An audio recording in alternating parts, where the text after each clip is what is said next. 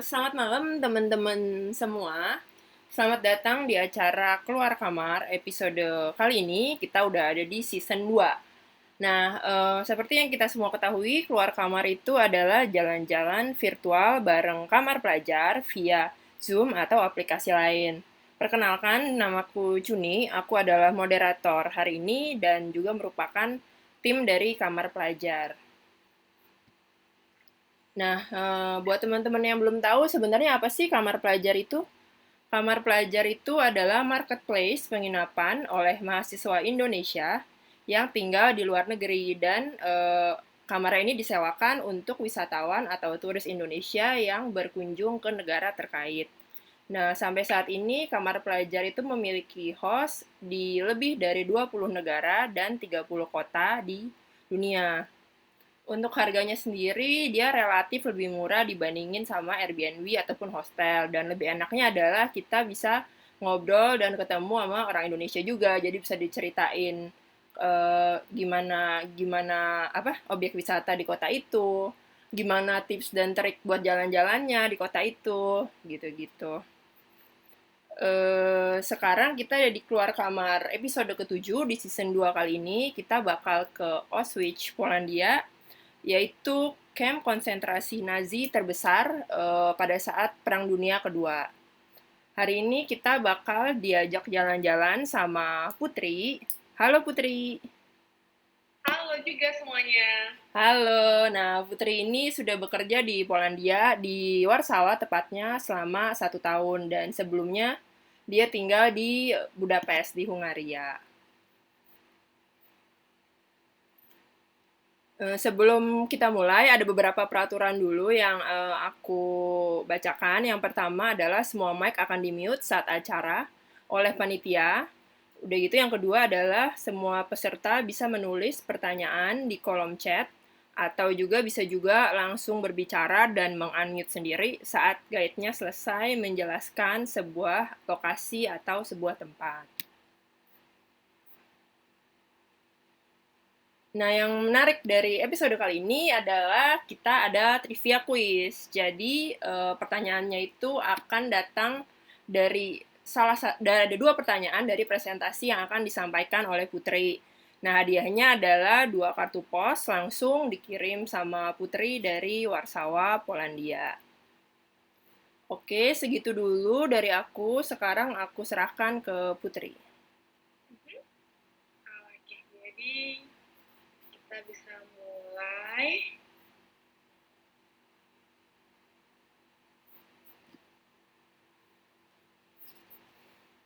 Udah kelihatan ya screen-nya? Kelihatan? Oke.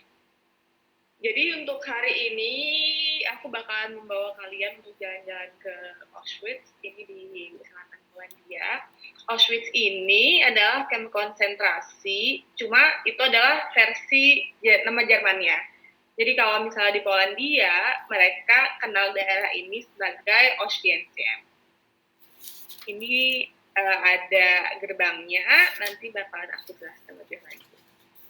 Sebelum kita kenal lebih banyak tentang kamp konsentrasi ini, ada baiknya kita juga tahu definisi dari Holocaust sendiri. Jadi berdasarkan kamus Cambridge, ada 2 nih definisinya. Yang pertama adalah pengrusakan oleh api maupun panas atau juga pembunuhan dalam skala besar. Tapi seringkali orang ketika mendengar tentang Auschwitz, mereka langsung mikir ke definisi yang kedua, yaitu adalah pembunuhan kaum Yahudi dan lain-lainnya selama dan sebelum Perang Dunia Kedua. Karena peristiwa ini tuh sedih, jadi banyak yang diangkat ke dalam baik buku maupun novel. Yang pertama di sini adalah salah satu contoh duanya nih, kalau misalnya kita mau melihat tentang Auschwitz sendiri, ada yang pertama adalah The Guard of Auschwitz, lalu yang kedua The Accountant of Auschwitz. Kalau yang ini kalau nggak salah itu ada di Netflix. Lalu untuk film-film lainnya ada Schindler's List, ada The Pianist, Boy in Striped Pajamas, dan lain dua sisanya ini. Mereka juga lumayan terkenal karena mereka banyak yang menang penghargaan. Lalu untuk yang di Diary of Anne Frank pastinya semuanya udah banyak yang tahu ya, karena ini lumayan terkenal karena diangkat dari buku diary Anne Frank, karena dia dulu juga dikirim ke Auschwitz. Lalu setelah dia meninggal, bukunya ini diterbitkan lalu diangkat ke filmnya. Bentar ya, aku pakai satu biar lebih jelas.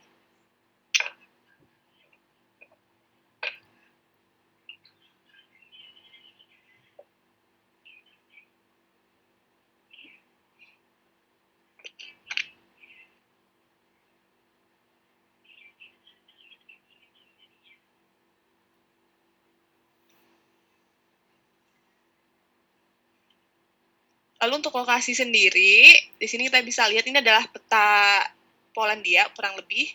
Auschwitz itu lokasinya di selatan, di sini nih, di bawah. Terus kota terdekatnya yang paling sering dikunjungi orang itu adalah Krakow. Dari Krakow ke Auschwitz itu jaraknya sekitar 1 jam, bisa naik minibus. Lalu dari ibu kota sendiri, dari Warsawa, emang lumayan jauh kalau mau ke sini, jadi harus turun dulu ke Krakow, lalu baru ke Auschwitz-nya. Dari Warsawa ke Krakow-nya naik apa, Kak? Dari Warsawa ke Krakow macam-macam, bisa naik bus, bisa naik kereta. Itu kalau naik kereta lebih cepat sih biasanya. Kalau naik bus 4-5 jam kurang lebih. Gitu. Cuman setahu aku kalau misalnya transportasi langsung dari Warsawa ke Auschwitz kayaknya nggak ada deh sekarang. Jadi emang harus transit dulu. Terus untuk Auschwitz sendiri ini, mereka kan sekarang dibikin jadi museum ya, jadi untuk umum, itu dibagi 3 sebenarnya. Jadi ada Auschwitz 1, 2, Auschwitz 2 ini Auschwitz-Birkenau, lalu yang ketiga itu nggak seterkenal yang 2 ini. Jadi untuk kali ini aku bahas yang pertama dan Auschwitz-Birkenau. Nah, untuk yang Auschwitz pertama, ini jadi waktu kita baru datang dan akan masuk ke wilayahnya, kita bakalan ngelewatin gerbang ini. Ini ada tulisannya Arbeit macht frei. Kalau ini karena dalam bahasa Jerman, jadi kalau misalnya kita terjemahkan kurang lebih adalah works makes you free. Jadi semakin banyak kalian kerja, semakin rajin kalian kerja, semakin besar juga peluang untuk kalian dibebaskan. Karena ini replika, cuman replikanya mirip banget sama yang aslinya karena yang aslinya udah disimpan. Lalu untuk yang kedua ini adalah Auschwitz-Birkenau. Ini ada, kita bisa lihat rel kereta api. Jadi kaum-kaum dan orang-orang yang dikirim ke wilayah ini, mereka harus masuk lewat sini nih. Nyampenya di sini, naik kereta, terus turun.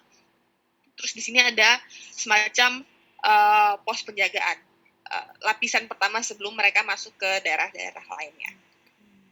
Jadi pertamanya di Birkenau dulu baru masuk ke Auschwitz 1 gitu ya? Gitu. Kalau untuk tiketnya sendiri berapa, Put? Kalau untuk tiketnya ini karena harganya mereka update tiap tahun. Kalau pas pertama kali aku datang ke situ kurang lebih cuma bayar masuk aja tanpa guide dan tanpa rekamannya itu recordernya sekitar 20-an zloty, berarti sekitar 5 euro. Cuman mereka lebih menyarankan kalau mau masuk ke sana itu pakai guide, karena kalau tanpa guide dan kita buta sejarah itu kita nggak ngerti banyak. Ya meskipun ada tulisan-tulisan yang menjelaskan, cuman kan nggak detail ya. Dan kadang ada bagian-bagian yang kita kelewat. Jadi kalau misalnya sama guide kita bisa dijelasin itu dari A sampai Z, terus mau nanya apa juga bisa dijawab sama mereka langsung. Lalu berikutnya adalah kalau misalnya kita mikir orang-orang yang dikirim ke Auschwitz itu cuma Yahudi aja, salah. Meskipun karena mereka adalah kaum yang paling besar yang dikirim, cuman nggak cuma mereka aja. Selain mereka adalah di urutan pertama. Jadi ditandainya nih dengan logo ini. Lalu yang kedua adalah tahanan politik. Mereka, karena semua tahanan ini mereka ditandain ya. Ada badge-nya ini yang kaum Yahudi ditandai dengan bintang ini, lalu ada tahanan politik dengan segitiga warna merah, lalu tahanan asosial ini contohnya seperti kaum Roma dan kaum Gypsy, Mereka ditandai dengan segitiga warna hitam, lalu ada dari Soviet, ada juga tahanan-tahanan yang melanggar peraturan, ada juga dari kaum warga Polandia sendiri yang kriminal, ada dari Jehovah Witnesses, dan ada juga homoseksual. Mereka juga termasuk dari sebagian besar kategori yang dikirim ke sana. Karena sebagian besar adalah kaum Yahudi, jadi di sini aku kasih kira-kira lah ya mereka tuh dari mana aja. Jadi yang paling besar mereka adalah kaum Yahudi yang berasal dari Hungaria, sekitar 438.000. Lalu ada juga yang dari Polandia, Prancis, Belanda, Yunani, dan sampai Norwegia pun ada yang dikirim ke sana. Lalu yang berikutnya adalah korban-korbannya. Ini adalah data minimum karena selama durasi camp ini berjalan, nggak ada data detail dan data persis yang mereka buat, yang dibikin oleh Nazi. Jadi ini cuma perkiraan aja. Untuk dari kaum Yahudi sendiri, yang dikirim itu sekitar 1,1 juta orang, yang terregistrasi cuma sekitar 200.000 orang, dan yang terbunuh adalah 1 juta. Selisihnya 100.000 itu yang selamat. Jadi presentasinya emang kecil banget sih kalau dibandingin dengan yang menjadi korban. Lalu untuk yang dari orang Polandianya juga ada sekitar 140 sampai 150.000, yang meninggal 70 sampai 75.000. Lalu kaum Roma atau kaum Gypsy sekitar 23.000 yang dikirim. Yang meninggal ada 21.000, lalu ada juga dari Soviet dan lain-lainnya.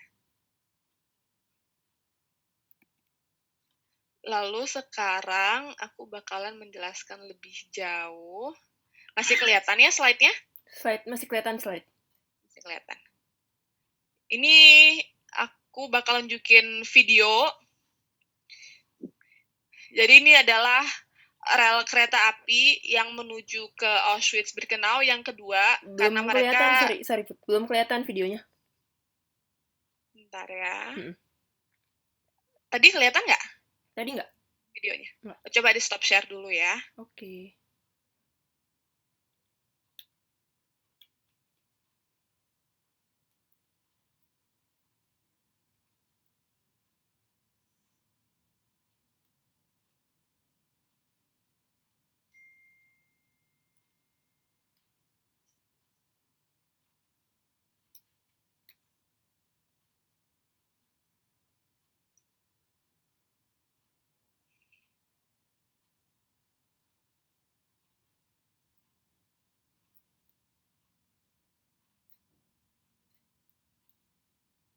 Aku coba share lagi.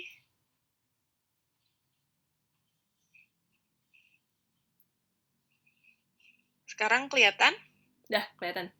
Oke, nanti aku bakalan menjelaskan lebih jauh karena di sini kita bakalan ngeliat cuplikan-cuplikan fotonya. Cuma sekarang aku bakalan ngeliatin video untuk dari pertama masuk dan di sekitarnya. Sekarang kelihatan ya? Kelihatan. Oke.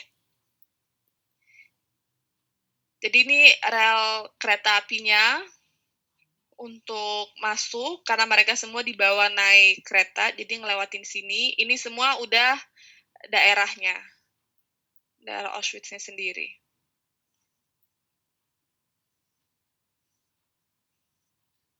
Ini reruntuhan bekas baraknya, banyak banget kalau misalnya kita lihat. Lalu ini pintu masuk ke Auschwitz pertama.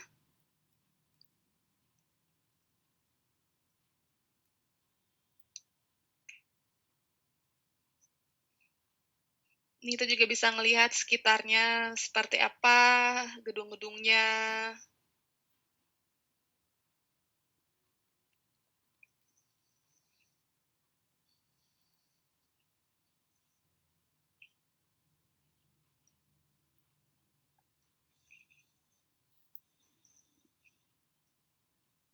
Ini adalah courtyard antara gedung 1 dan gedung 2. Nanti aku juga akan menjelaskan lebih jauh tentang tembok ini karena lumayan besar sejarahnya tentang itu.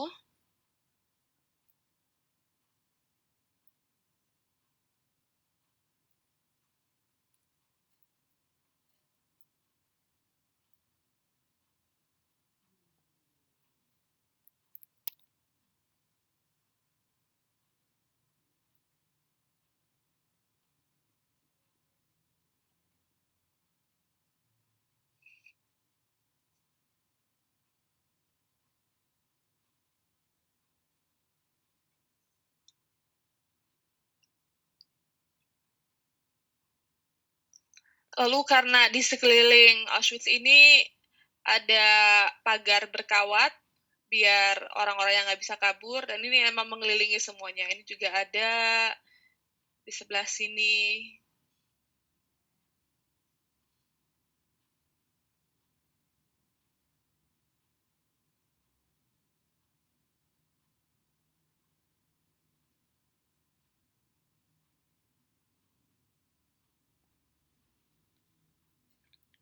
Oke. Lalu sekarang kita bakalan ke Auschwitz yang pertama.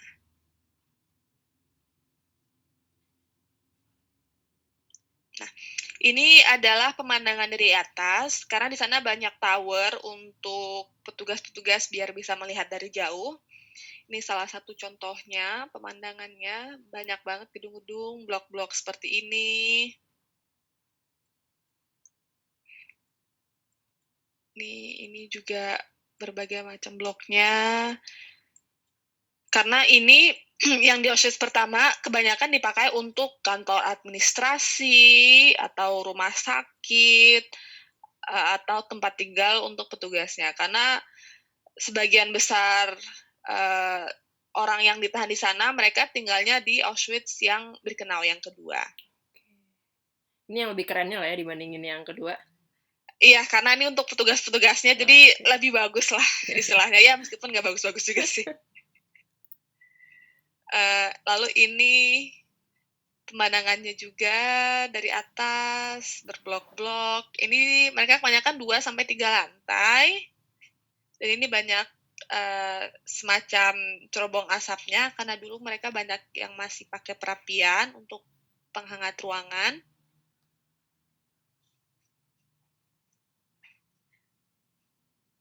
Nah, ini gerbang yang fenomenal itu, yang sebelumnya tadi aku jelaskan.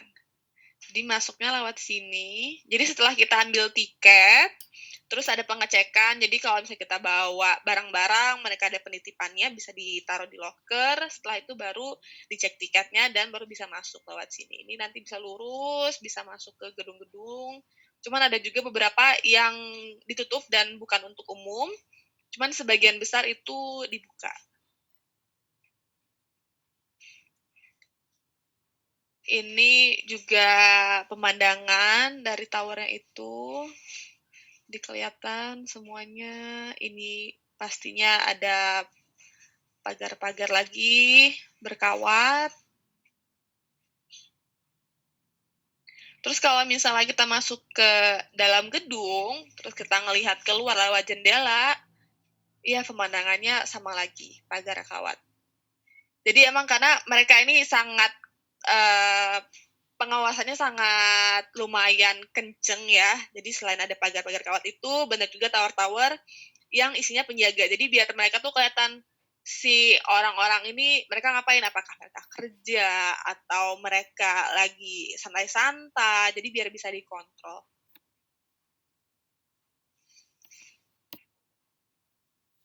Ini pagarnya lagi. Terus ini ada jalanan kecil untuk lewat. Terus di belakangnya sama ada gedung-gedung lagi. Sama ada semacam untuk basementnya di situ. Ini pastinya ada tower lagi buat mengintai.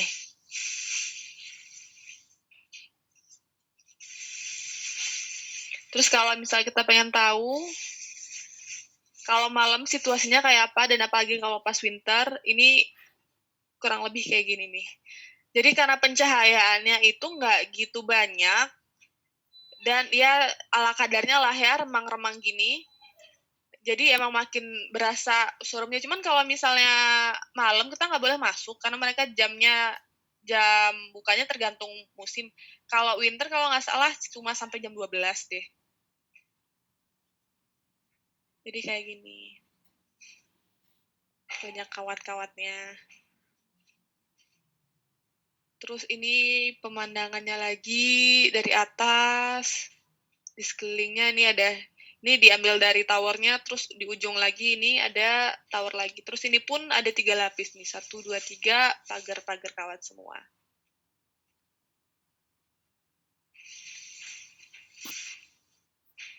Ini ada yang nanya dulu nih, Put.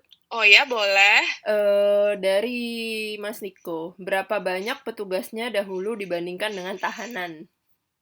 Nah, kalau rasio antara petugas dan tahanannya, itu karena mereka dokumentasinya emang kurang banget.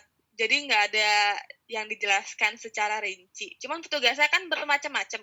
Ada petugas biasa yang macam kayak satpam gitu yang jaga, ada yang jadi algojo lah ya istilahnya, ada yang bagian administrasi, ada yang jadi dokter, dan bagian militer. Cuman kalau untuk rasio berapa-berapanya aku kurang tahu karena emang nggak terlalu banyak dokumentasi untuk itu. Terus di sini ini gedung-gedung lagi, dan ini cuman ya batu bata biasa, nggak di plester, nggak di apa. Terus ini lantai ketiga, ada jendelanya juga. Gitu. Lalu ini juga masih sama pemandangannya. Jadi kalau misalnya kita masuk ke sana, jadi itu jalanannya cuma lurus aja, terus kiri kanan gedung-gedung, dan kita bisa masuk ke dalam kayak gini. Terus kalau misalnya kita masuk ke dalam, itu isinya banyak video-video rekaman dari zaman dulu, terus juga ada memorabilia dari korban-korban yang dulu tinggal di sana. Lalu ada dokumentasi, arsip-arsip yang bisa diselamatkan, itu semua juga ditunjukkan untuk umum di dalam gedung-gedung ini. Nah, lalu semua orang yang tinggal di situ, semua tahanannya, setiap pagi mereka harus apel, pagi dan sore. Jadi sebelum mereka mulai beraktivitas, subuh mereka harus bangun, apel semua, harus datang keluar berbaris, dan mereka itu dihitung jumlahnya berapa. Kalau misalnya jumlahnya itu berbeda dari penghitungan apel sebelumnya, ketahuan dong ya ada yang kabur atau nggak ada yang nggak ikut apel. Nah itu mereka dicariin, dan orang-orang yang masih apel mereka harus nungguin sampai orang yang hilang itu ketemu. Jadi kalau misalnya ketahuan ada yang hilang, kalian ya udah bisa nunggu berjam-jam, nggak peduli mau panas, mau dingin, mau bersalju, ya udah berdiri aja di luar. Jadi emang harus nunggu. Bener ini ya. Dan dulu waktu winter nggak boleh pakai jaket kan kayak sekarang, bener-bener udah gitu los aja Iya, bener. Karena ya baju namanya biasa. mereka tahanan ya, jadi terbatas fasilitasnya. Jadi ya mereka yang pastinya kedinginan. Nah ini lumayan gede, karena dulu kan banyak banget ya, bisa ratusan ribu orang, dan mereka disuruh berdiri berjajar di sini.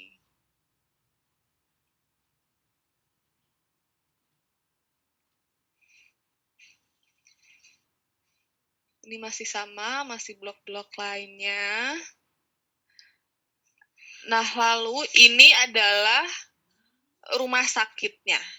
Jadi rumah sakit di sini ini bukan berarti kalau misalnya kalian sakit flu, kalian datang ke situ dikasih obat, enggak. Jadi orang-orang yang dikirim ke sini biasanya yang sekarat gitu. Jadi mereka kayak tinggal nunggu mereka bakalan balik sehat lagi, ataukah mereka bakalan meninggal. Jadi yang nggak dibantu banyak, nggak dikasih obat-obatan juga. Kebanyakan malahan ini dijadikan tempat eksperimen. Jadi mereka karena punya beberapa dokter yang agak-agak apa ya istilahnya, punya fetish dengan beberapa hal tertentu, jadi mereka punya project-nya mereka. Ada yang perempuan itu, aku lupa nama dokternya siapa, cuman yang kalau perempuan, mereka salah satu eksperimennya adalah mereka itu dicek organ-organ dalamnya, terus uterusnya mereka dicek, ada yang harus diambil, ada yang harus dijahit dan segala macamnya. Terus ada juga dokter yang punya eksperimen spesialisasinya itu adalah untuk anak-anak. Jadi kalau misalnya dia ngelihat ada anak kecil, apalagi kalau kembar, karena dia penasaran banget sama rekayasa genetik. Jadi mereka anak kembar ini diambil terus dijadikan kelinci percobaan lah ya istilahnya. Dan itu kebanyakan di rumah sakit ini. Rumah sakitnya bukan buat membuat lebih baik, malah ngebuat hal yang jahat ya. Sedihnya itu ya. Oh, ini ada Terus, pertanyaan lagi nih, sorry Put. boleh. Dari Dina, di sana ada tur-tur yang horor gitu nggak? Katanya udah siap di Dina mau tur hantu di Auschwitz. Soalnya si Auschwitz ini setahu aku dia nggak buka kalau malam, jadi cuma selama hari biasa. Kalau horor yang di Auschwitz aku belum pernah dengar sih. Cuman kalau di tempat-tempat lain aku pernah dengar. Gitu. Cuman kalau untuk persis di sini Nggak usah ada tur horor aja, udah horor ya gitu. Bener, kita mau datang siang ke sana pun udah kayak berasa suaranya, auranya tuh kayak serem-serem mistis, nggak enak gimana gitu kan, soalnya kan banyak yang jadi korban di sini. Nah terus di sini kalian bisa lihat situasi kalau untuk pas musim dingin gimana. Karena dulu dinginnya pas winter tuh dingin banget sampai saljunya berlapis-lapis. Dan orang-orang yang disuruh kerja kalau pas winter salah satu tugasnya adalah nyerokin salju ini biar bisa dilewatin sama mobil, sama orang. Jadi biar nggak numpuk di jalan. Nah, lalu mengenai apel tadi, ini adalah salah satu tempatnya. Dan di tempat apel ini, hal yang bikin miris adalah meskipun ada beberapa orang yang sakit, ataupun mereka nggak bisa bangun dari tempat tidur, mereka tuh harus tetap ikut apel, harus tetap ikut keluar dan berdiri. Dan kalaupun ada yang meninggal di malam sebelumnya, mayatnya itu tetap digeret tuh. Jadi biar mereka bisa tetap dihitung pas apel, jadi digeret mayatnya sama petugas, terus tetap dijajarin lagi seperti urutan biasanya. Setelah dihitung, mereka baru ditentukan mayat ini mau diapain gitu. Terus ada beberapa apel juga. Sebenarnya ini nggak tiap hari. Jadi untuk nakut-nakutin orang-orang yang di sana, kalau misalnya kalian ketahuan bikin salah atau melanggar peraturan, kalian bakal dieksekusi di depan umum. Caranya adalah dengan ada beberapa tiang untuk gantung diri. Jadi nanti aku akan tunjukin lagi untuk lebih jelasnya gimana. Jadi orang yang melanggar peraturan ini mereka digantung di depan umum. Fungsinya adalah biar orang-orang yang masih hidup mereka tuh makin terpacu. Jadi oke, aku kalau misalnya aku bikin salah, aku bakalan jadi giliran berikutnya. Jadi mereka bakalan rajin kerja, bakalan ya kasarnya termotivasi lah ya. Cuman termotivasinya negatif karena mereka takut dibunuh juga. Gitu. Di sini tempat apelnya. Nah, di sini nih. Terus kalau malam, tempat apelnya kayak gini bentukannya. Apalagi pas banyak salju. Jadi sunyi, senyap, nggak ada apa-apa.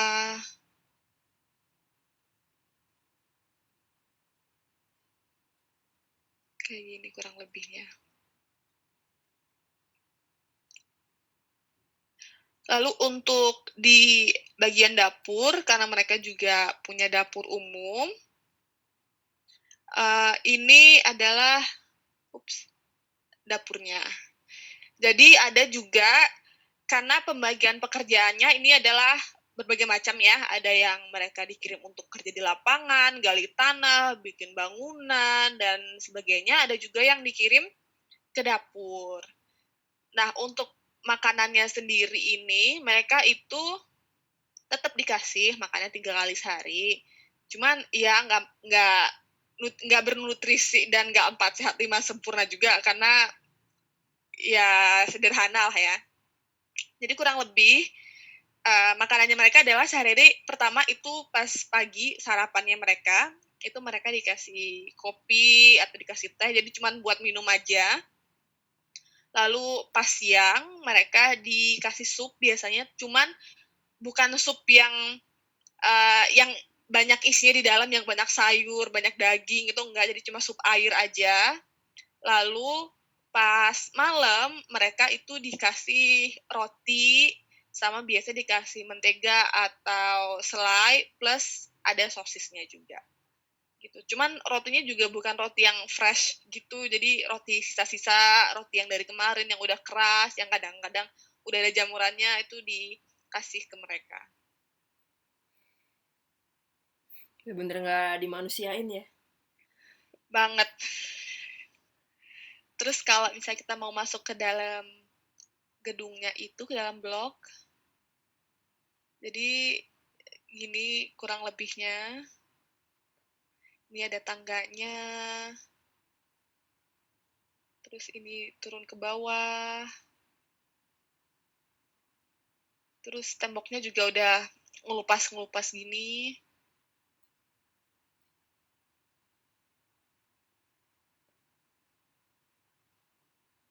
Lalu ini juga untuk yang di dalamnya.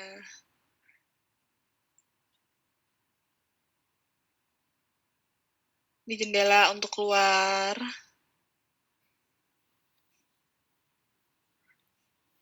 Gitu. Terus kalau misalnya kita penasaran toilet zaman dulu kayak apa sih? Nah, kayak gini nih. Ini toilet umum, cuma toilet ini itu cuma untuk petugas-petugasnya aja. Jadi buat kalian-kalian yang ditahan dan kaum pekerja, nggak di sini tempatnya. Jadi toilet zaman dulu tuh kayak gini, kurang lebih. Nah, jadi nggak ada sekat-sekat gitu.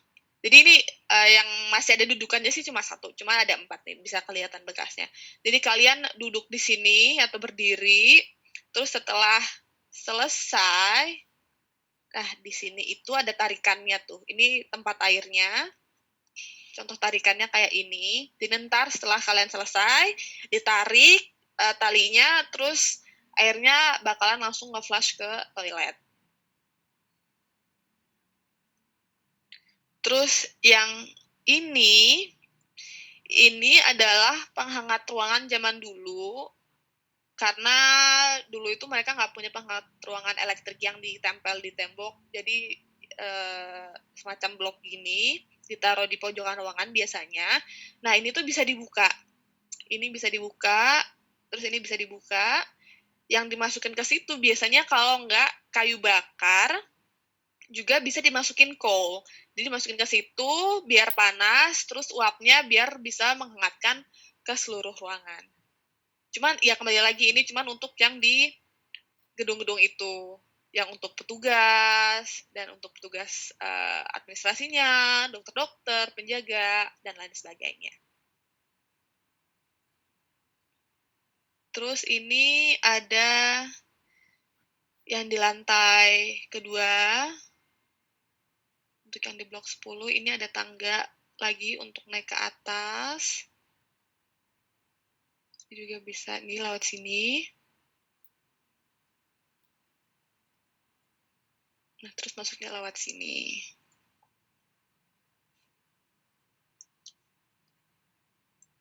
Nah, lalu, di sini nih.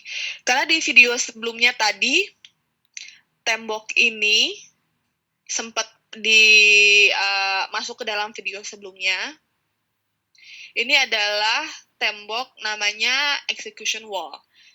Jadi, karena cara mereka mengeksekusi orang itu ada berbagai macam, salah satunya adalah dengan tembok ini. Caranya adalah yang melanggar peraturan atau yang menjadi korban, mereka berdiri di depan tembok ini, menghadap tembok ini nih, Terus habis itu banyak petugas di sekelilingnya, lalu mereka nanti ditembak. Terus langsung jatuh ke tembok ini, terus habis itu baru mayatnya diangkut. Nah, kalau sekarang, tembok ini tuh banyak dikasih bunga atau enggak lilin-lilin gini buat menghormati orang-orang yang dulu meninggal di sini. Jadi, karena kalau misalnya kita masuk ke sini, nggak semua tempat kita bisa kita bisa taruh lilin ataupun bunga. Dan salah satu tempat yang kita boleh taruh, ya di tembok ini, salah satunya.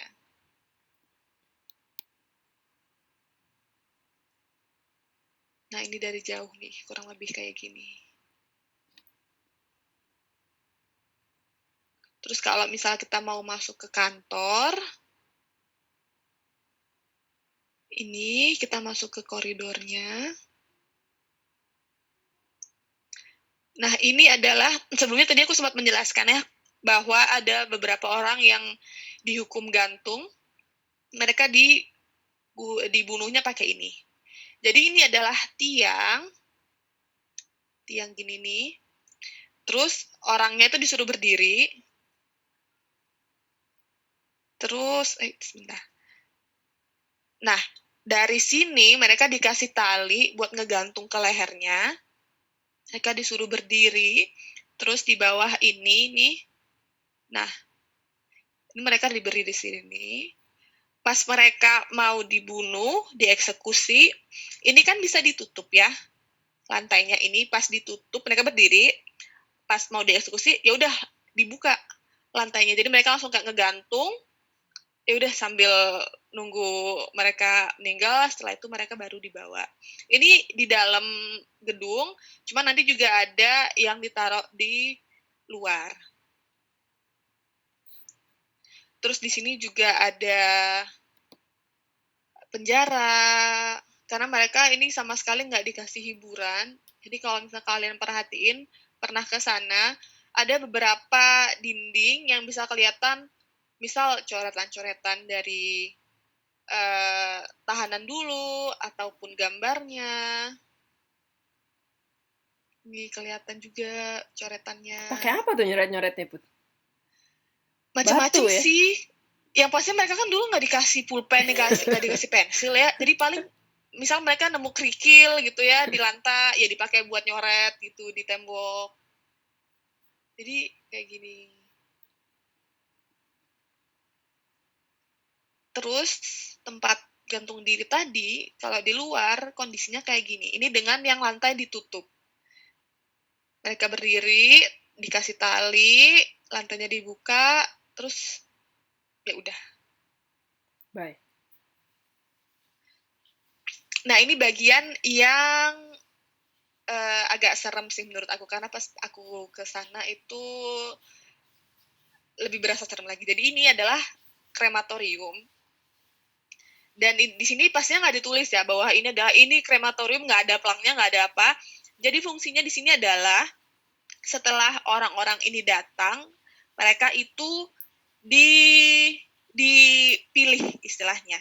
Jadi kalau misalnya mereka yang sehat dan fisiknya oke, bagus, mereka masih dibiarin hidup kasarannya, jadi biar mereka bisa kerja.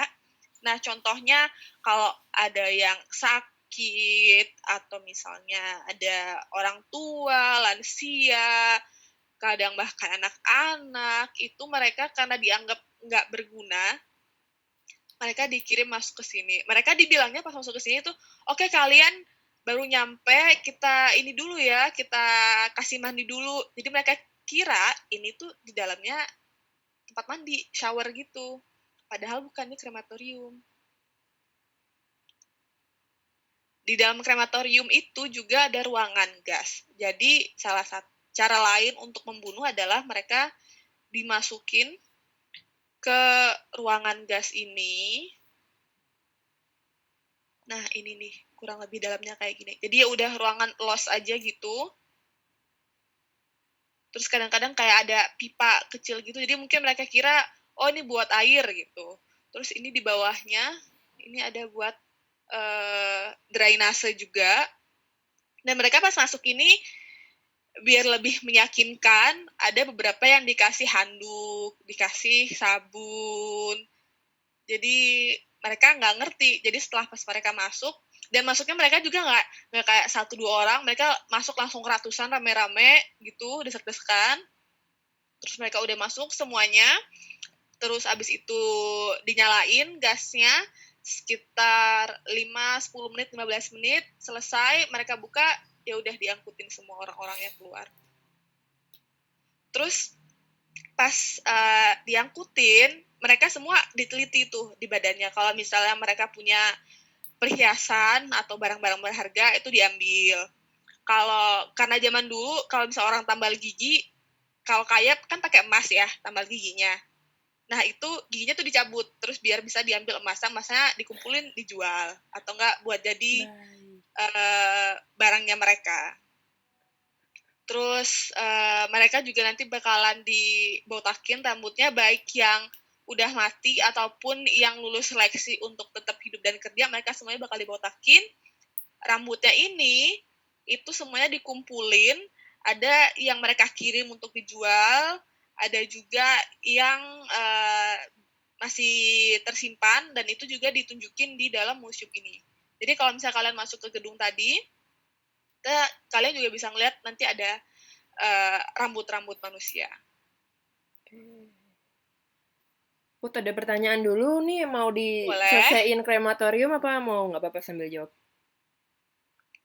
Selesaiin krematorium dulu kali ya. Sip. Nah, setelah mereka meninggal, mereka dimasukkan ke krematorium sini. Jadi, ini ada banyak. Jadi, badannya mereka tuh ditaruh di sini, dimasukin. Terus pas sudah ditaruh, dimasukin ke dalam mesinnya. Kayak di sini nih, dimasukin seret. Terus dibakar. Pas udah selesai jadi abu, abunya diambil, diangkut. Terus ada yang dibuang ke sungai, ada yang udah ditebar gitu aja di halaman juga ada bahkan yang dijadiin pupuk, itu yang lebih miris lagi. Jadi, dan kalau belum bener-bener jadi abu di ini ya, di Palu ya. Jadi mereka tuh punya petugas sendiri. Jadi kalau misalnya nih, kan kalau misalnya kita mengkremasi orang, nggak semuanya langsung jadi abu. Jadi kadang ada beberapa tulang-tulang yang masih nyisa. Nah, mereka punya petugas sendiri tuh. Jadi tulang itu tuh dipaluin sampai hancur. Terus kalau udah hancur baru bisa disebar. Ini untuk dari jarak dekatnya. Gitu. Oke. Jadi untuk yang Auschwitz pertama udah selesai, kita nanti bisa langsung ke Auschwitz yang kedua. Okay. Tapi tadi katanya ada pertanyaan dulu. Ada 4 pertanyaan. Yang pertama, boleh, dari Mas Niko, kalau ke sana kita nginep di mana? Apakah pulang hari atau gimana? Kalau ke sana kebanyakan orang itu bikin ini jadi day trip. Jadi mereka ke Krakow, mereka tinggal di sana. Terus karena juga nggak jauh ya dari Krakow, cuma sejam. Terus naik bus, day trip ke sini, terus sore balik lagi ke sana. Cuman kalau misalnya kalian pun mau nginep di sini juga nggak apa-apa, ada penginapan juga banyak. Ada juga penginapan ya, tapi kok aku takut kalau nginep di situ juga ya. Ada. Ya jangan dekat-dekat nginepnya kalau gitu. Oke, terus ada pertanyaan lagi untuk pekerjaannya, tipe pekerjaan seperti apa? Tadi udah sih sama dijelasin sama Putri, mungkin bisa diulang lagi kali ya.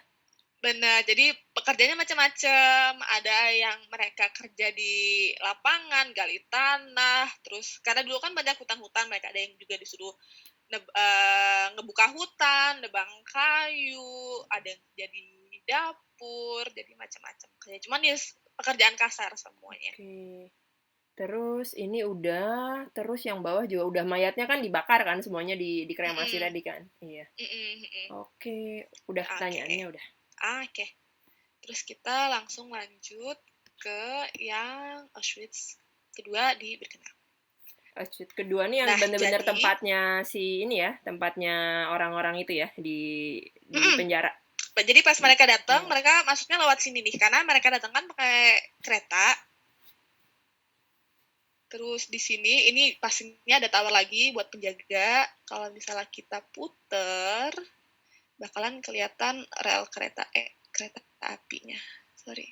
Nah, ini nih salah satunya. Nanti mereka datangnya lewat sini. Terus ini pemandangan dari tower yang tadi kelihatan ya. Ada relnya, terus ini kiri kanan baraknya mereka, tempat mereka tinggal dan mereka kerja. Terus ini situasinya kalau malam gimana? Pastinya ini ada tower lagi buat mengintai di sini karena disekelilingi sama tower. Terus kalau misalnya kalian penasaran, mereka dulu dibawa ke Auschwitz ini naik apa sih? Jadi mereka dibawa naik kereta. Cuman bukan kereta yang kita tahu seperti sekarang, yang ada kursi-kursinya, yang bisa pakai AC, ataupun yang bersih gitu, enggak. Jadi mereka dibawa naik kereta model kayak gini. Ini pastinya replika, karena yang asli udah nggak ada. Dan biasanya mereka datang nggak cuma satu gerbong gini, nggak. Jadi berbagai macam gerbong langsung kayak panjang gitu. Ini cuma salah satu gerbongnya. Jadi di dalamnya itu los, nggak ada apa-apa, nggak ada kursi, nggak ada meja lipat, nggak ada. Jadi ya udah mereka di dalam duduk atau nggak berdiri atau nggak misalnya mereka tiduran. Dan juga ventilasinya itu minim. Jadi mereka nggak bisa bernafas. Jadi aliran udaranya juga kurang di dalam. Dan kalaupun mereka dikirim, kan jaraknya jauh, karena sebelumnya tadi aku sebutkan ada yang dikirim dari Polandia, nggak semua orang bisa selamat sampai sini. Jadi ada yang kelaparan, ada yang mereka nggak bisa napas. Jadi pas mereka sampai di sini diteliti tuh yang masih hidup ada berapa, yang udah meninggal ada berapa, yang meninggal disisihin lah ya, diurusin sama orang lain. Nah, yang masih hidup ini nanti mereka dipilih-pilih lagi, gitu. Dipilih mana yang masih kuat kerja, mana yang enggak gitu ya. Benar. Terus mereka nanti juga dikategorisasikan, apakah mereka ini Yahudi, apakah mereka dari Soviet, apakah mereka homoseksual, baru nanti mereka dikasih seragam plus sama logonya. Terus ini ruangan administrasinya, ini di dekat gerbang. Terus kalau bisa kita ngelihat, ini pastinya ada tower lagi, ini banyak barak-barak. Lalu mengenai ruangan gas itu sendiri, karena nggak semua ruangan gas itu masih berdiri sampai sekarang, ada yang udah hancur. Ini salah satu contohnya yang udah hancur, jadi cuma kelihatan tanahnya aja sama beberapa batu bata. Lalu ada yang kelihatan cuma puing-puingnya gini, jadi emang udah runtuh.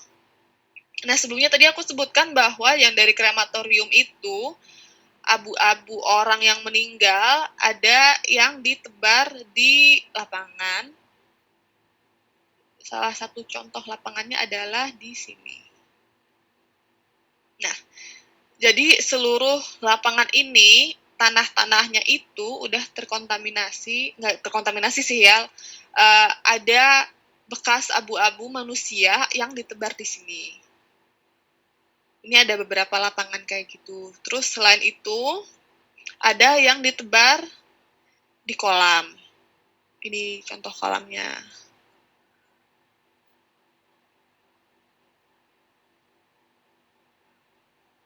Terus di sini ada juga tempat buat menghormati. Nah, di sana itu semua penjelasan itu ditulis dalam 3 bahasa. Jadi ada bahasa Inggris, bahasa Polandia, dan Hebrew. Karena banyak banget orang-orang Yahudi yang ke sana untuk dapat tilas lah istilahnya. Karena kan banyak yang meninggal di sana. Jadi biar lebih gampang dimengerti, mereka juga banyak pasang penjelasan dengan Hebrew. Lalu ini kolam berikutnya, yang dulu abu-abu manusia ditebar di sini, dan banyak juga orang yang taruh bunga, contohnya kayak gini, ditebar bunganya di dalam kolam, begitu. Lalu ada yang namanya mereka juga gudang, banyak juga yang dipekerjakan di sini. Jadi gudang ini isinya adalah semua barang-barang dari tahanan yang baru datang, karena kan semua disita ya barangnya, mereka tuh ditaruh di sini, disimpan di sini barangnya. Orang-orang itu yang dipekerjakan di sini kadang-kadang mereka tuh suka senang, soalnya pertama karena mereka nggak usah panas-panasan di luar. Kadang lain kan di luar. Kalau summer kepanasan, winter kedinginan, mereka di dalam gedung. Jadi nggak perlu khawatir tentang itu.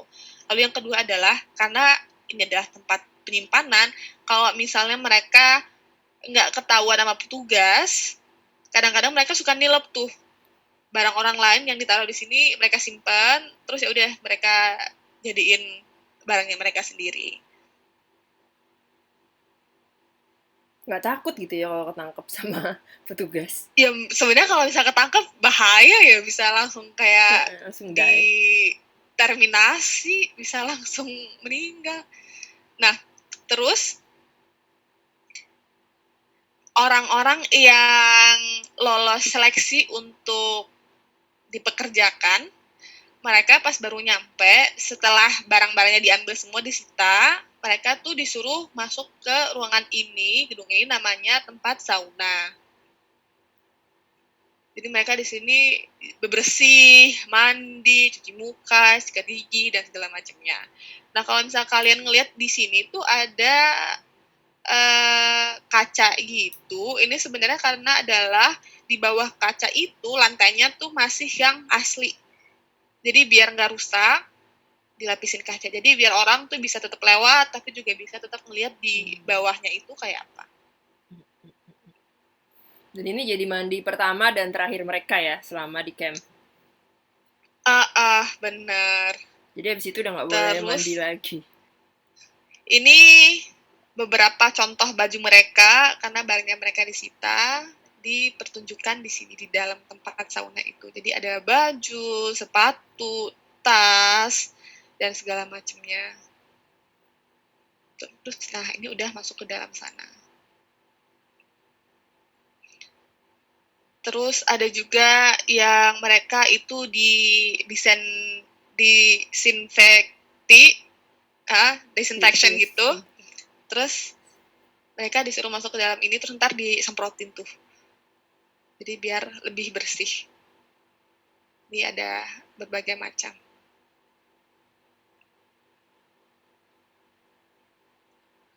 Ini juga semuanya tempat sauna.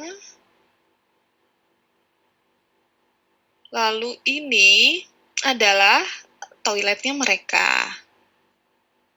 Jadi udah cuma toilet sekaligus shower. Jadi dulu itu ada semacam kayak kepala buat showernya gitu. Ini ada kelihatan lubang buat airnya, dan ya ini ya udah mandinya rame-rame juga.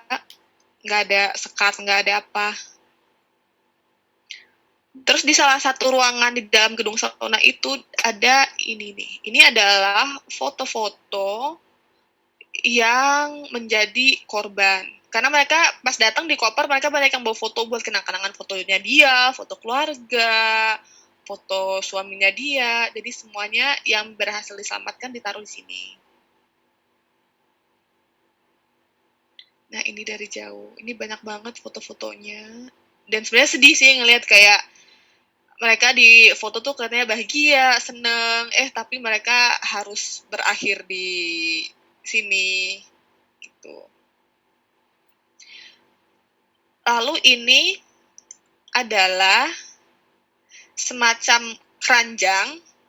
Jadi kalau misalnya kita di Indonesia, kalau kita bangun gedung, mereka pakai keranjang semacam ini buat ngangkut semen. Mereka juga punya di sana, cuma ini dipakai buat ngangkut abu manusia. Jadi setelah dari krematorium itu, karena kan mereka yang namanya kremasi orang nggak cuma kayak 1-2 orang ya per hari, banyak puluhan gitu. Jadi kalau misalnya mau di bawah satu pakai ember, ya capek. Akhirnya semua abunya itu dicampur, terus dimasukin ke dalam keranjang ini, terus keranjang ini tuh didorong ke halaman yang tadi, atau enggak didorong ke yang kolam, atau didorong ke sungai, terus ya udah ditebar di situ.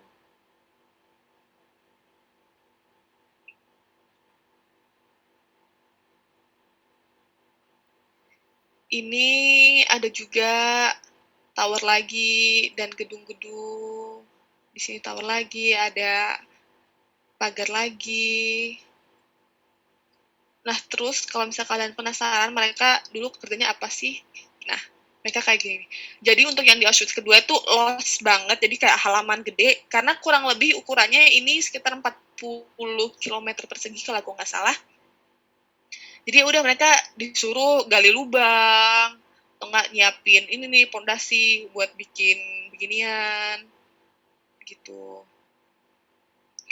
Lalu untuk tempat tinggalnya sendiri, karena mereka dipisah, laki-laki, perempuan, dan anak-anak, ini salah satu contoh tempat tinggal yang untuk perempuan, jadi mereka masuk ke dalam sini. Ini cuman satu lantai aja, karena cuma untuk tempat tinggal.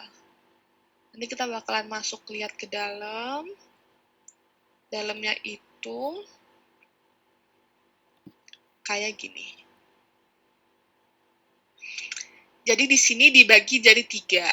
1, 2, 3. Idealnya sih setiap lantai ini diisi 3 orang katanya.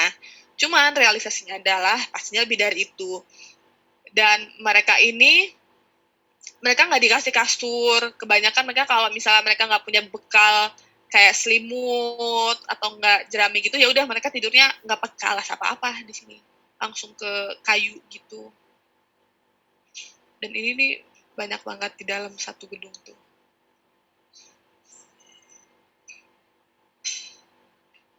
Ini banyak banget sampai ujung.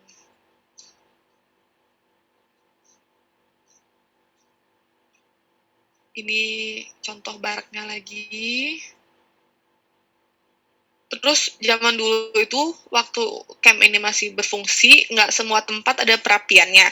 Yang pas ada perapian adalah gedung yang di Auschwitz pertama, yang untuk petugas, yang di kedua, barak-barak ini nggak semuanya ada. Kalaupun ada itu nggak menghangatkan seluruh ruangan. Jadi cuman kayak ya udah ala kadarnya aja gitu penghangatnya. Terus kalau misalnya kalian kedapetan yang di bagian atas, ini ada tangganya nih buat naik ke atas. Dan ini dipisah ya, Put ya, antara laki-laki, perempuan, sama anak-anak. Anak-anak. Nah, sekarang kita bakalan ngelihat barak untuk yang anak-anak. Ini untuk anak-anak. Ini ada yang nyelipin mawar di sini. Terus ini tempat mereka cuci muka, sikat gigi, wastafelnya juga langsung kayak los gitu, jadi satu nggak dipisah kayak wastafel yang kita tahu sekarang. Ada juga ini nih gambaran-gambaran, karena ini kan untuk anak ya, jadi biar lebih berwarna kasarannya, meskipun yang nggak berwarna juga, jadi ada gambaran-gambaran gitu. Ini juga dari dekatnya. Ini dilapisin kaca juga, karena ini asli, jadi biar nggak bisa dipegang sama orang. Lalu untuk yang bagian laki-laki, baraknya kayak gini. Ini ujung sampai ujung, ini barak semua.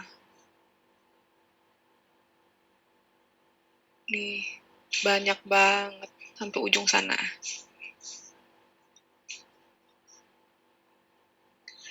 Terus, karena mereka ini juga dipisah ya, baraknya berdasarkan kategori. Ini sisa-sisa barak yang untuk kaum Yahudi.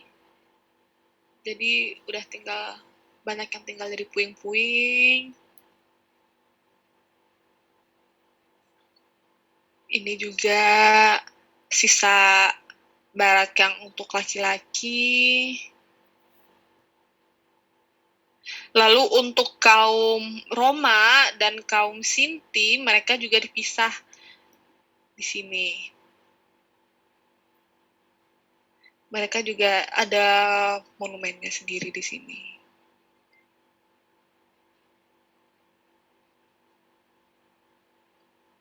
Nah, ini beda lagi nih. Ini adalah barak untuk tahanan-tahanan yang dibawa dari penjara sebelumnya.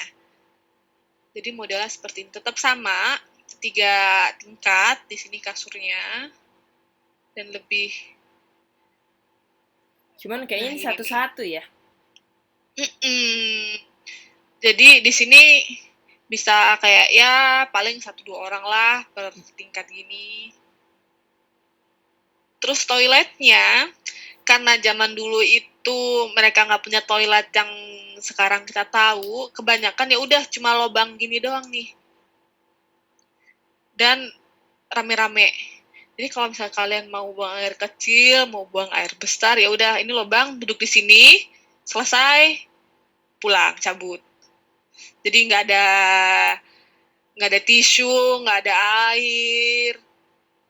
Jadi kalaupun kalian mau bebersih, ya paling nyabut dari pohon pakai daun kalau bisa nemu gitu. Soalnya mereka juga nggak nyediain tisu, nggak nyediain apa. Nggak bisa di flush juga ya, jadi numpuk gitu Iya, kotoran-kotoran di bener. situ. Jadi karena mereka aliran airnya nggak terlalu bagus, jadi kotorannya yang pasti numpuk dan itu pasti bau banget kan. Dan ini ya udah segedung ini cuma toilet doang. Ini pintu masuknya, terus ini ya udah ini lobang sampai ujung. Ya udah tuh toilet umum, toilet berjamaah. Put, ada pertanyaan lagi nih. Boleh sekarang boleh. apa mau nanti? Boleh sekarang aja. Oke. Ada yang nanya, Kak, apakah tahanannya juga ada yang perempuan? Iya, tadi ya udah dibilang ada yang Ada perempuan juga juga. yang perempuan. Iya. Terus kita boleh nggak mampir-mampir ke barak orang, misalnya kangen orang tua, terus mau mampir ke barak. Ini lagi di penjara apa lagi silaturahmi? Jadi mereka kan dikontrol banget ya. Mereka mau ngapain itu semua ada jadwalnya. Jadi kalaupun yang sebenarnya kasarnya tuh gini nih, misal kalian datang sekeluarga ya, datang rame-rame nih, nggak, misalnya kalian berlima, misal orang tua sama ada saudara 3, nggak semuanya ini bisa selamat. Jadi setelah kalian itu dipilih sehat apa enggak, bermanfaat atau enggak, baru bisa kalian lolos buat tinggal di barak-barak ini dan untuk tetap tinggal. Kebanyakan itu yang namanya orang tua, apalagi yang sakit, mereka langsung di eksekusi gitu. Jadi nggak semua orang juga masih bisa ketemu sama orang tua di dalam, dan apalagi baraknya ini kan kepisah-pisah. Kalian nggak bisa kayak milih, mau dong gue sama itu adik gue tuh mau di barak itu, nggak bisa juga. Karena udah ditentuin semuanya, dan apalagi ini wilayahnya gede banget. Jadi pun aku nggak yakin mereka bisa ketemu sama orang yang mereka kenal gitu. Terus ini adalah tempat irigasi, salah satu contohnya. Jadi ya cuma gini doang nih, cuma air, kolam, terus sama ada beberapa tempat buat sistem irigasinya di dalam. Nah terus karena mereka itu juga sering buat acara-acara, kalaupun mereka misal memperingati hari apa misalnya gitu. Jadi banyak yang datang ke sini, mereka bikin acara nih di sini kayak gini. Kayak gini juga salah satu contohnya. Nih mereka di dalam.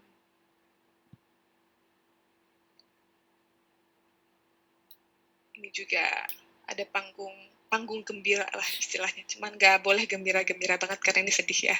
Gitu.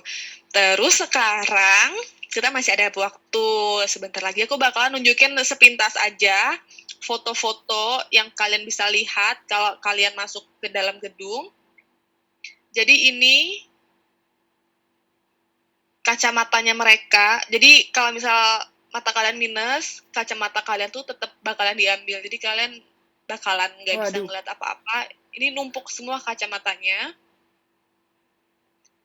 Terus ini salah satu tumpukan, ini sepatu, nih kelihatan nih, penuh semuanya isi sepatu. Karena mereka diambil sepatunya. Terus pas mereka datang, mereka dikasih seragam tahanan. Contohnya kayak gini nih, garis-garis, terus nih kalian bisa lihat nih ada logonya.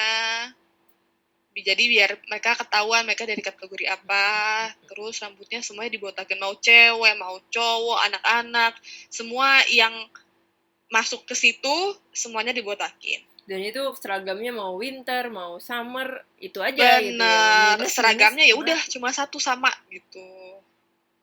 Terus ini salah satu contoh dokumennya, ini tentang ada tahanan yang kabur, mereka bikin arsip-arsip kayak gini, ini pakai bahasa Jerman.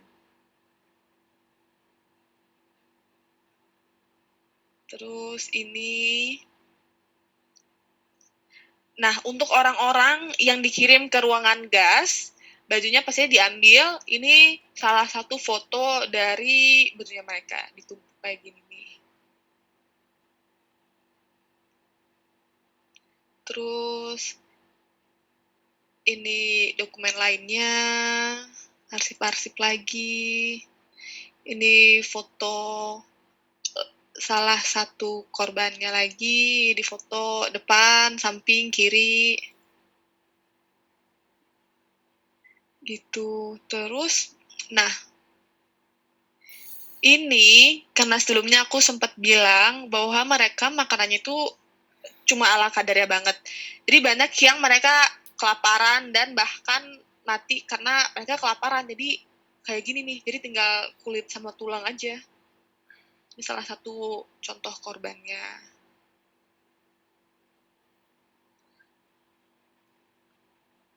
Lalu ini foto baraknya waktu zaman dulu. Jadi berantakan semua, ya udah tinggal numpuk tuh semuanya.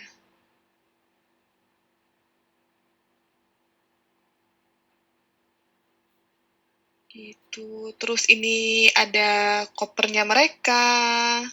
Kopernya dinamain. Ini ada nama orangnya. Ya sama tuh, kopernya juga disita, diambil. Terus ya udah mereka nggak bakalan ketemu lagi sama kopernya.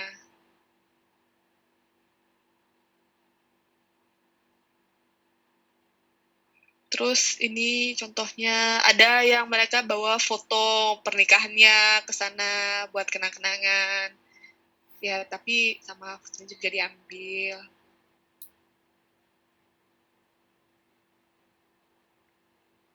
Ini foto pernikahan lainnya. Terus ini ada foto keluarga, ini ibu sama anak-anaknya. Banyak sih sebenarnya foto-foto kenangan semacam ini yang disita oleh Nazi. Ini salah satu foto suster yang ada di sana.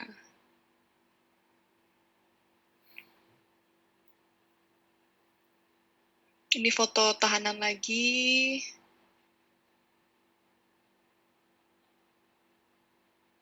Nah ini waktu campnya itu dilebrasi oleh Soviet, jadi mereka banyak kirim orang lah yang sini buat ngecek semuanya. Ini salah satu contohnya waktu mereka datang buat ngecekin runtuhan ruangan gasnya.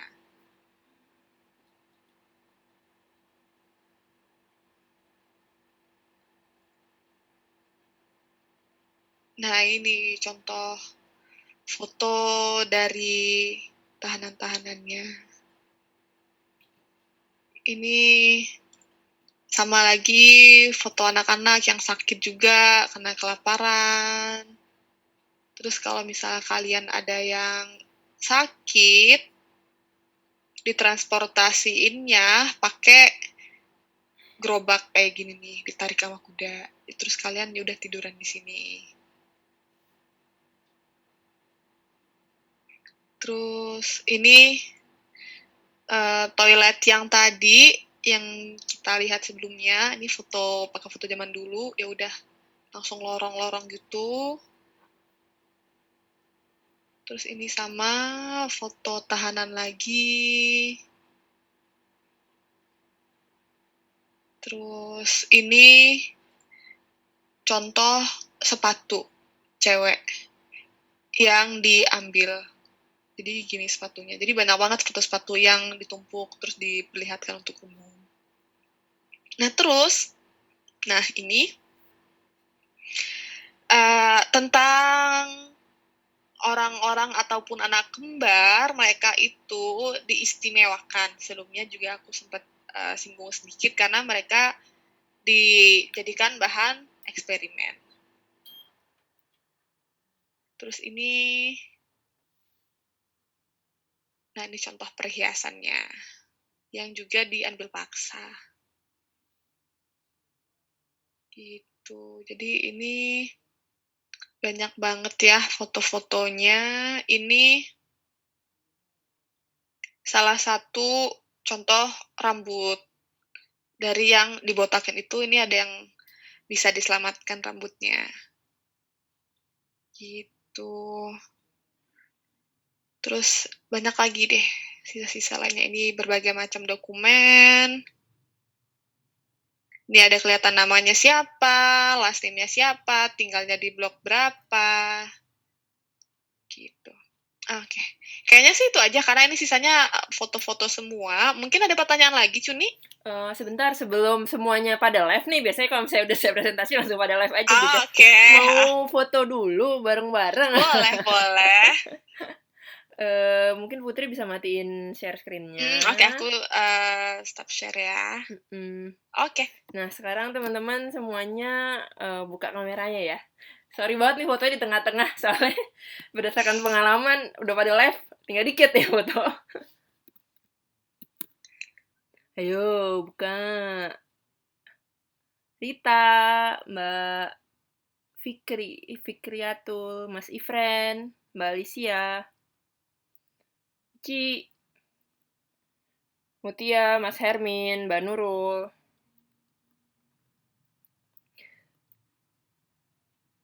Waduh, ada yang hari lahir Pancasila.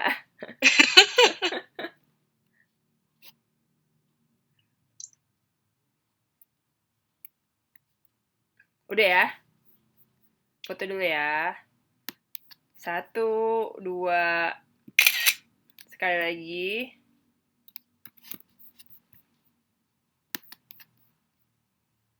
1, 2. Mantap. Oke, sekarang kita lanjut. Tadi masih ada pertanyaan dari Mbak Ana. Tiap tahanan atau pekerja ada nomornya. Tadi ada ya? Ada di Ada. Ya? Jadi setiap orang yang masuk ke dalam, jadi selain mereka dikasih seragam, dibotakin, banyak juga mereka tuh dikasih semacam kayak nomor gitu, jadi biar ada tandanya. Dan itu nomornya tuh ditato di badannya mereka, jadi biar nggak bisa hilang. Jadi biar bukan di bajunya ya? Tapi ditato? Enggak, di badannya, di badannya ditato, terus dikasih nomor gitu. Soalnya kalau pakai pulpen dia pasti hilang lah ya. Kalau pakai tato kan nggak bakalan hilang tuh. Jadi biar gampang terlihat dan gampang diidentifikasi, jadi nomornya ditato. Oke. Terus ada pertanyaan lagi, Kak, itu di tiap foto samping yang orang botak ada kayak benda yang mengarah ke kepalanya. Itu apa ya? Apa dan fungsinya apa? Bentar. Oke, aku lihat. Ini tuh cuman biar dia tegak aja sih, soalnya kan kadang ada beberapa orang kalau misalnya berdiri, kepalanya ada yang kayak maju ke depan atau enggak terlalu ke belakang. Jadi biar di foto itu biar kelihatan lurus, jadi biar ada yang nyangga gitu di belakangnya. Oke. Gitu. Oke. Ada yang mau nanya lagi dari teman-teman? Mungkin bisa langsung ngomong juga atau menulis di kolom komentar juga boleh.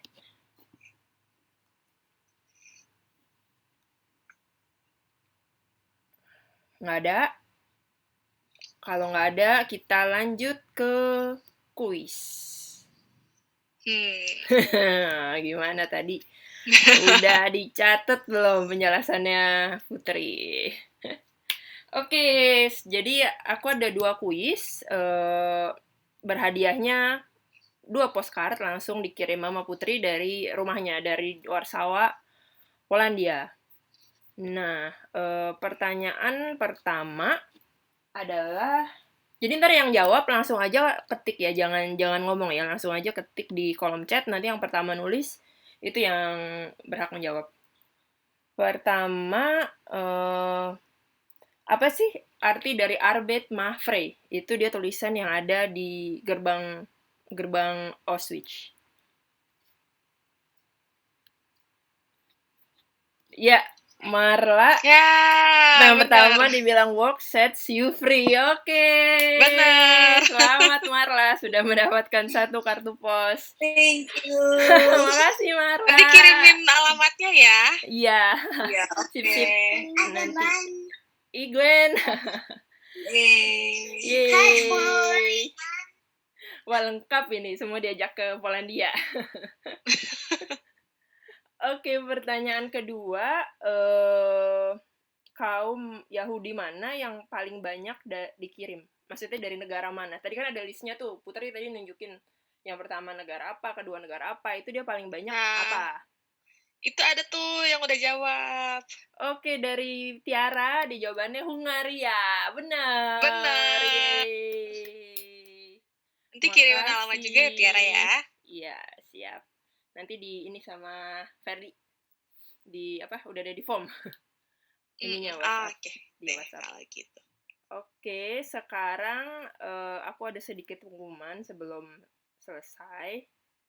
Yang pertama, jadi teman-teman ini turnya gratis. Cuman kalau misalnya teman-teman suka sama penjelasannya Putri, kalian bisa transfer donasi seikhlasnya ke rekening-rekening berikut ini. Kita punya BCA, kita ada juga GoPay, OVO, atau link aja. Dan satu lagi buat teman-teman yang tinggal di Eropa bisa kirim ke rekening yang terakhir ini. Dan juga kita membutuhkan feedback untuk kalian buat improve acara kita ke depan-depannya di link ini. Dan nanti linknya juga akan dikirimkan oleh tim Kamar Pelajar di email kalian masing-masing. Nah, ini kalau mau cek ya ada website Kamar Pelajar, ada Instagram, Facebook, YouTube, pokoknya semuanya lengkap kalau mau tahu tentang Kamar Pelajar. Oke, segini aja dari Keluar Kamar hari ini. Terima kasih banyak-banyak ya atas partisipasi dan kehadirannya. Aku juga ngucapin makasih banget buat Putri udah ngejelasin kita tentang Auschwitz yang Sama-sama. luar biasa banget. Semoga ada yang mau main ke sana ya. Aku langsung pengen ke sana. Aku bisa main ke situ buat lihat langsung. Iya. Jangan lupa juga, bisa juga loh kalau misalnya mau ke Auschwitz, mungkin tinggal di rumahnya Putri yang di Warsawa, bareng sama nginep di kamar pelajar, gitu. Bisa, ya meskipun jauh ya dari Warsawa mau ke Auschwitz, tapi nggak apa. Nanti main ke sini kita ketemu. Oke, makasih banyak semuanya. Selamat malam. Sama-sama, selamat malam semuanya. Terima kasih. Thank you. Selamat malam. Thank you. Malam. Terima kasih. Udah mau bilang thank you. Thank you. Gwen? Thank you. Siapa Thank itu you. namanya? Terima kasih Mbak.